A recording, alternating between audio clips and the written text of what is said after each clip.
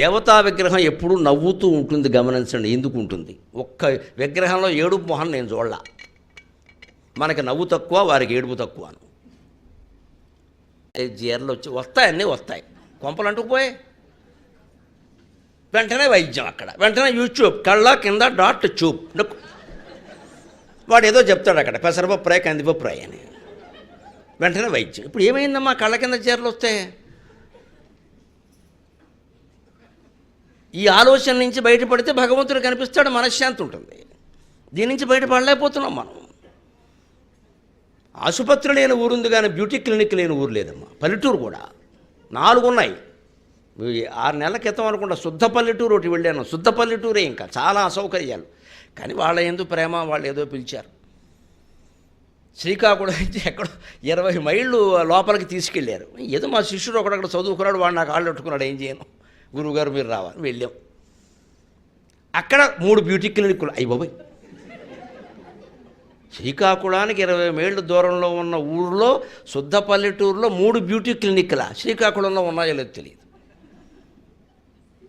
ఇన్నెందుకురా అన్నా, ఈ గొడవ కబడించి కదా మిమ్మల్ని పిలిచింది అన్నాడు వాడు. ఇదే చూడలేకపోతున్నామండి, అందుకే మిమ్మల్ని పిలిచానన్నాడు వాడు. ఎక్కువైపోయిందండి ఈ పిచ్చి అన్నాడు.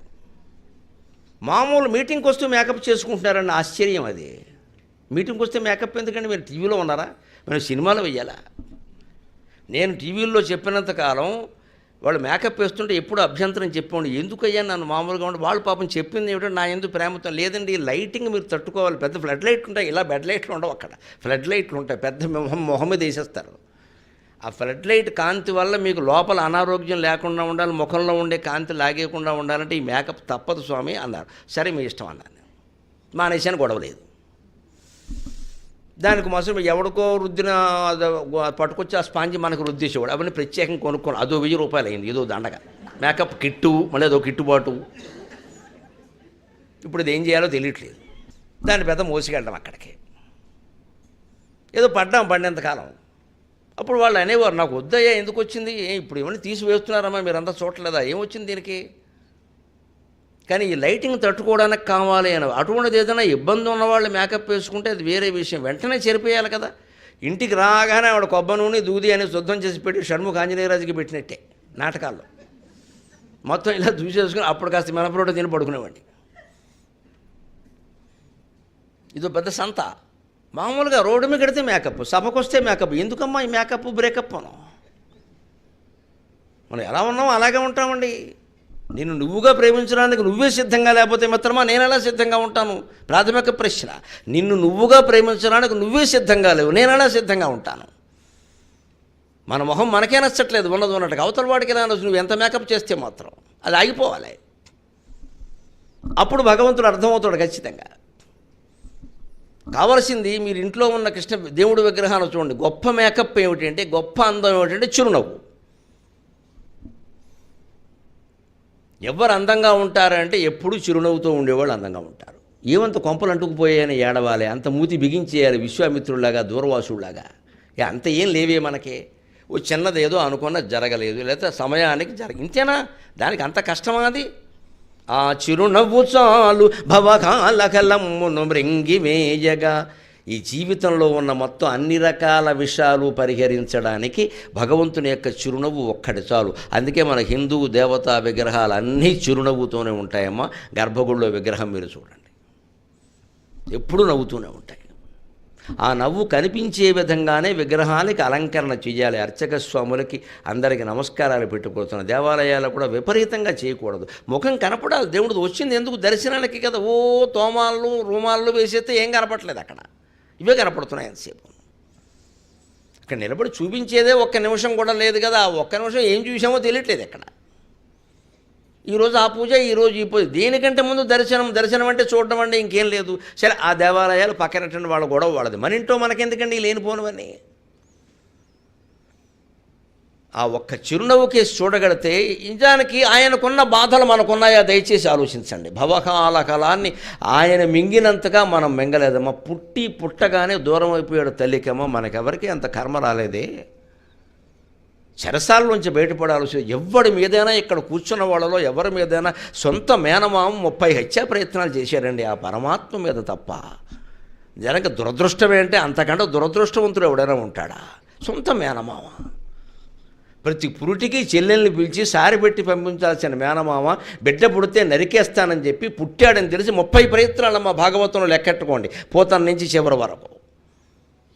సొంత మేనమామ అంత కక్ష ఎవరి మీద కట్టారండి? మన మీద. మనకు అటువంటి మేనమామలు ఎవరు లేరే. ఎన్ని కష్టాలు. పైగా ఈ తల్లిని తెలుసా, ఈవిడికి పుట్టాడా, ఈవిడిని బాధపడి అక్కడికి వెళ్ళాడా, అక్కడ ఉండక మళ్ళీ ఇక్కడికి వచ్చాడా, అక్కడ ఆవిడ బాధపడిందా? ఆవిడేదో పెంచేస్తుంది కానీ ఈయనకి తెలుసా ఈవిడ నా తల్లి కాదని.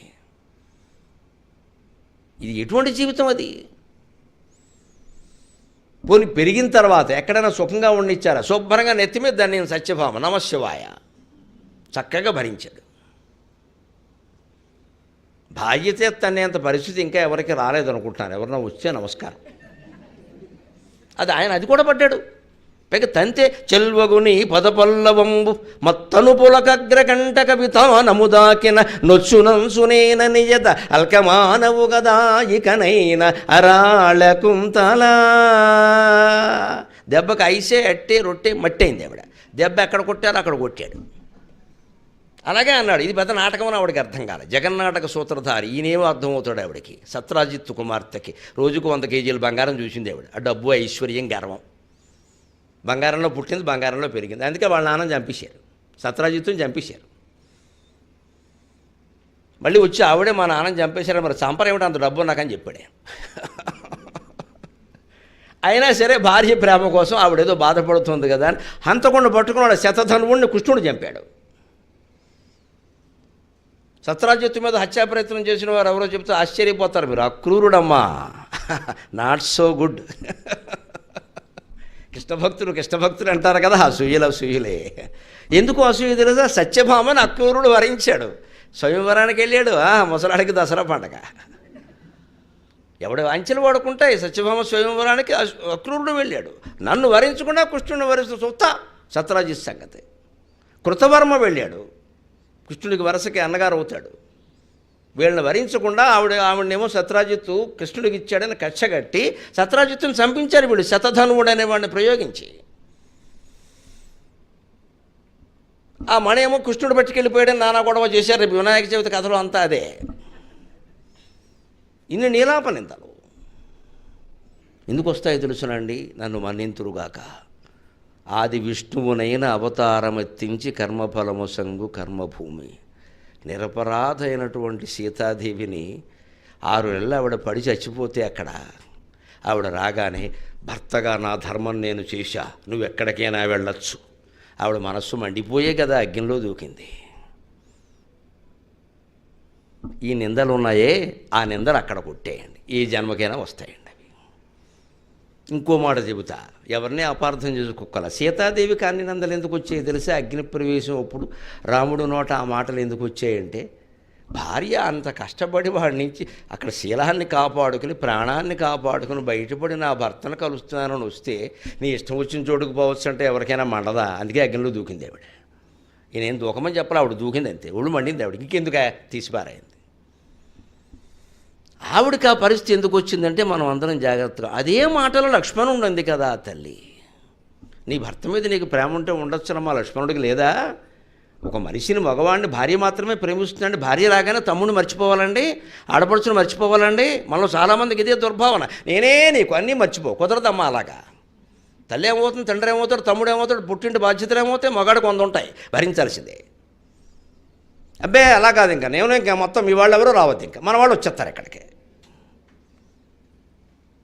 బాధ్యత. అందుకని ఈ భర్త మీద నీకు ప్రేమ ఉంటే ఉండొచ్చు, నిజమే, ఆయన ప్రాణం పోయిందని నీకు అనిపించదు. లక్ష్మణ హాస్యత. కానీ లక్ష్మణుడు కొత్తగా పెళ్ళైనవాడు, భార్యను అక్కడ వదిలేసి ఇక్కడ నిద్రాహారాలు మానేసి కూర్చున్నాడు. ఇక్కడ గోదావరిలో రాళ్ళు వేసుకుంటూ భార్యను తలుచుకుని అటువంటి వాడిని పట్టుకుని మీ అన్నగారు చచ్చిపోతే నన్ను పెళ్లి చేసుకుంటావా అంటావా? అనవలసిన మాటేనా అది? ఈ మాట అక్కడ తగిలింది. లక్ష్మణుడికి ఎందుకు తగిలిందో తెలుసా? మూలాల్లోకి వెడితే చాలా విశేషాలు ఉంటాయి. కర్మఫలం. ఆయన అంతే సమానమైన మాట భరతుడు అన్నాడు. ఎక్కడికి పోదు, ఎవరిని వదిలిపెట్టదు అమ్మవారు.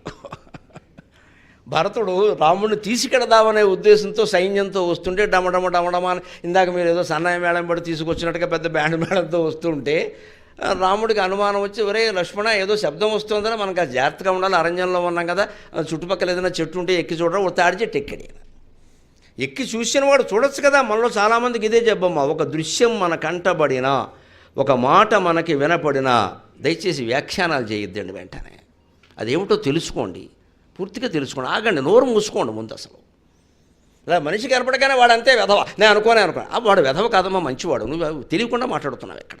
వాడు అసలు ఎందుకు వచ్చాడో చూడముందు, ఎందుకు వచ్చాడో చూడముందు. అసలు అబ్బే ఇంకేం లేదండి, తొందరపడి వ్యాఖ్యానం తర్వాత 4 ఖర్చు ఏం ఖర్చుకున్నా ఒకటే, ఇంకా వెళ్ళిపోయింది వ్యాఖ్యానం. పెదవి దాడితే పృథివీ దాడిపోయింది. వాళ్ళ ముందని లేదు, వీళ్ళ ముందని లేదు, అసలు మనసులోనే ఉండకూడదు అది. ఎందుకంత వ్యాఖ్యానం చేయాలి, ఆగలేకపోతున్నాం, నోరెందుకు ఆపుకోలేకపోతున్నాం, మనం ప్రతిదానికి ఏదో వ్యాఖ్యానం చేస్తాం. అలాగే లక్ష్మణుడు కూడా తాడి చెట్టు ఎక్కగానే చూసి టక్కుమని కిందికి దూకి, అన్నయ్య ఈ సన్నాసికి మనం ఇక్కడ క్షేమంగా ఉండడం కూడా ఇష్టం లేదయ్యా, మన మీద దాడి చేయడానికి వచ్చాడు. హౌ కెన్ యూ ఎక్స్పెక్ట్, నువ్వెలా ఊహిస్తావయ్యా, తెలుసుకోవాలి కదా, రానివ్వాలి కదా, ఆయన్ని అడగచ్చు కదా. అదే రాముడికి మిగిలిన వాళ్ళకి తేడా. ఎందుకు లక్ష్మణ అంత తొందరపడుతున్నావు, మన తమ్ముడు ఆయన పరాయివాడా, శత్రువా? భరతుడు చిన్నప్పటి నుంచి మన పక్కలో పడుకున్నవాడు కదే, కంచంలో తిన్నాం, మంచంలో పడుకున్నాం, ఎందుకంత అనుమానిస్తున్నావు, ఇదేం బుద్ధి? రాని అంతగా వాడు మనల్ని చంపేదలుచుకుంటే నువ్వు లేవా, నేను లేనా, కాపాడుకోలేమా? ముందే అనుమానించాలా మనిషిని. మనలో చాలామంది సంసారాలు పాడవడానికి ఇదే కారణం అండి. మనం ఊహించేస్తాం, మనం ఇష్టం వచ్చిన మాటలన్నీ అనేస్తాం, తర్వాత ఏమోలే అంట, ఇక దాన్ని సమర్థించుకునే ప్రయత్నం చేస్తాం. కనబడిన దాన్నే నమ్మడానికి వీల్లేదమ్మా, అది ఎందుకు జరిగిందో మనకు తెలియదు. ఏ చీకట్లోనే ఇందిరా పార్కు దగ్గర నుంచి ఒక ఆడ మగ మాట్లాడుకుంటే ఈ ఏం పని లేదు, ఈ కాలేజీ పిల్లలకి ఇదే పని, వాళ్ళ అన్నా చెల్లెలు కావచ్చమ్మా, వ్యాఖ్యానం చేసే అర్హత నీకు లేదు. వాళ్ళు ఏదైనా అత్యవసరమైన పనులు, వలస కార్మికులు కావచ్చు, నీకేం తెలిసేది, తెలుసుకో ముందు. అబ్బే ముదిరిపోయారు, ఈ ముదిరిపోయారని చూడొచ్చు కదా, అడగచ్చు కదా, లేకపోతే వదిలిచ్చు కదా ఆ విషయాన్ని. ప్రతి దాని మీద మనం వ్యాఖ్యానం చేయాలా?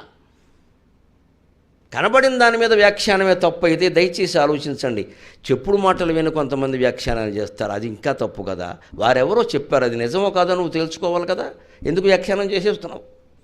ఇంకా విచిత్రమైన విషయం, ఎవరు చూడక్కల్లా, ఎవరు చెప్పక్కల్లా, మన మనస్సులో ఏదో ఊహ ఉంటుంది, అదే నిజం అనుకోవడం, ఇది మరీ ఘోరం. ఇది మనం ఊహించిందే నిజం అంటే ఎలాగా? తెలిసే వరకు ఆగాలి. ఈ పాత్రలే ఉదాహరణ. తానేదో ఊహించాడు లక్ష్మణుడు, అది నిజం అనుకున్నాడు, రాముడికి చెప్పేశాడు. రాముడు కేకలేసే వరకు అర్థం కాల, అప్పుడు నీకేం తెలియదు, నువ్వెంత మంచివాడు కాబట్టి అందరూ నేను ఎలా చంపుకు తింటున్నారు అనేసాడు కూడా. ఆయన వచ్చాక తెలిసింది తాను చేసింది ఎంత తప్పు.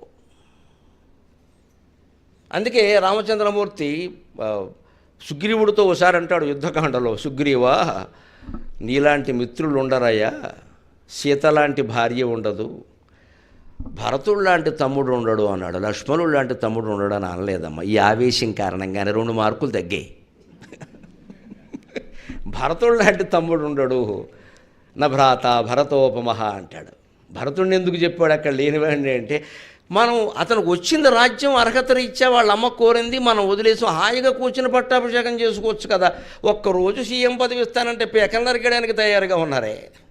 అటువంటిది 14 ఏళ్ళు వస్తే శుభ్రంగా చేసుకోకుండా చెప్పులు పట్టుకెళ్ళి దాని మీద పెట్టి కింద కూర్చోవడం ఏంటండి? ఎవరుంటారు ఇంత త్యాగమ్మ? అటువంటి మహానుభావుడు పుట్టిన దేశం భారతదేశం. పైగా నేను ఈ బ్యూటీ క్లినిక్లు, మేకప్లు, షోకులు చేసుకుంటే నాకు భోగ విలాసాల కాంక్ష పెరుగుతుంది అని చెప్పేసి ఆయన జడలు పెంచాడు. రాముడు అరణ్యాల్లో ఎలా ఉన్నాడో కనుక్కొని జటిలధారియే ఉన్నాడని ఆయన కూడా, భరతుడు కూడా ఈ జడలు పెంచేసి జిల్లేడు పాలు రాసుకుని జళ్ళ కట్టేలా చేసేసాడు. జిల్లేడు పాలు జుట్టుకు రాస్తే వెంటనే ఉండలే, ఇంకేం లేదు, ఇంకా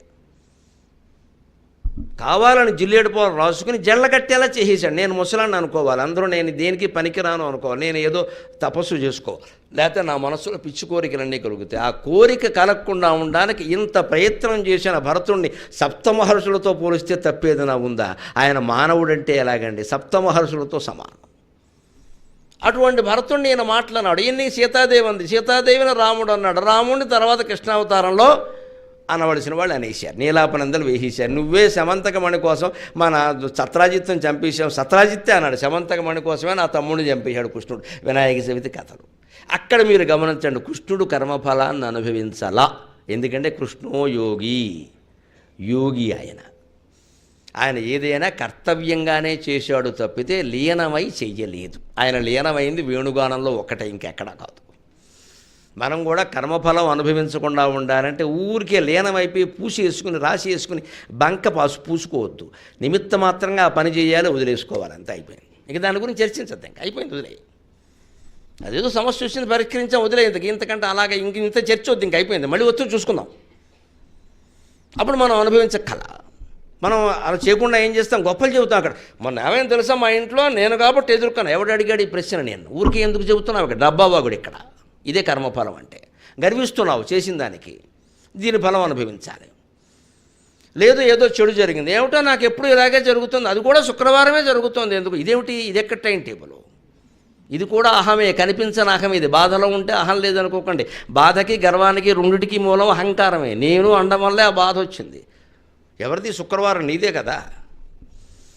నాకే జరుగుతున్నాయి, నాకే ఇలా అదేం చాలామందికి జరిగే విషయాలు, నీకు తెలియక మాట్లాడుతున్నావు. అది మన దుఃఖానికి మనం పూర్తిగా కారణం కాదు, మన సుఖానికి మనం పూర్తిగా కారణం కాదు. ఎందుకని బాధపడిపోవాలి, ఎందుకని గర్వించాలి? ఈ రెండూ లేనివాడే కృష్ణుడు. అందుకని కృష్ణో యోగి. ఆయనంత హాయిగా ఉండగలిగాడు అక్కడ. కాబట్టి సత్యభామ తన్నినా సరే పడ్డాడు, మామూలుగా పడలేదు. భువన విజయంలో ఎక్కడో చెప్పవలసి వస్తే నేను తెనాలి రామకృష్ణుడిగా ఓ మాట చెప్పాను సరదాకి. త్రోసిరాజన భర్తనే త్రోసినట్టి, త్రోసిరాజన భర్తనే త్రోసినట్టి, సత్యభామ సతీ పద స్వచ్ఛ కాంతిని, త్రోసిరాజన భర్తనే త్రోసినట్టి, సత్యభామ సతీ పద స్వచ్ఛ కాంతిని, ఇనుమడించిన దీప్తిమై ఘనతగాంచు, ఇనుమడించిన దీప్తిమై ఘనతగాంచు, కృష్ణునలకలు శ్రీకృష్ణునలకలు మిమ్ము రక్షించుగాక. ఆ శ్రీకృష్ణ పరమాత్మ ముంగురులు ఉన్నాయే, అవి ఈ సభాసదుల్ని కాపాడుగాక అన్నాను. ఏమిటా ముంగురులు గొప్పదనం అంటే, త్రోసిరాజన భర్తనే త్రోసినట్టి. ఆవిడ కోపం వచ్చి నల్లబట్టలు కట్టుకుని నిరసనకు, ఆ రోజుల్లో కూడా నల్లచీర కట్టేవారు లెక్క. కోపం వస్తే భర్త మీద నల్లచీర కట్టేవారు. అప్పుడే కట్టాలన్నమాట నల్లచీర, వేరే ఎప్పుడు కట్టకూడదు. అదో సూచన. భర్త గారు మొత్తం వీధి చివరి నుంచి జాగ్రత్తగా వచ్చేవాడు. నల్లచీర కట్టారని అమ్మగారని చెబితే ఈయన తెల్లజెండా ఒప్పుకుంటూ వచ్చేవాడు.